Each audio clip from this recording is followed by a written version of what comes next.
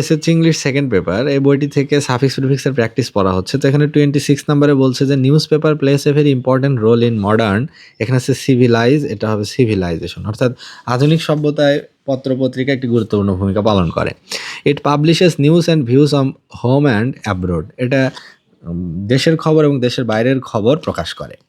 Only dash knowledge, only bookish knowledge is not enough in this dash world, in this competent world, আজকের এই প্রতিদ্বন্দ্বিতাপূর্ণ দুনিয়ায় শুধুমাত্র বইয়ের জ্ঞান মানে যথেষ্ট নয়।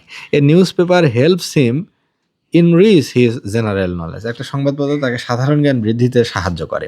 But newspaper have demerits too, এর কিছু অবকারিতাও রয়েছে। They have dash and dash their readers, তাহলে দে হ্যাভ পার্শিয়ালিটি, তাদের মাঝে পক্ষপাত এই বিষয়টি রয়েছে। And often misguide their readers, এবং মাঝে মাঝে তারা তাদের পাঠকদেরকে ভুল পথে পরিচালিত করে তাদের ভুল নিউজ দ্বারা। This creates dash in the society, this creates, এখানে আছে রেস্ট, এটা হবে রেস্টলেসনেস, অর্থাৎ সমাজে এক ধরনের অস্থিরতার সৃষ্টি করে এই ধরনের ভুল সংবাদ ছাপানো।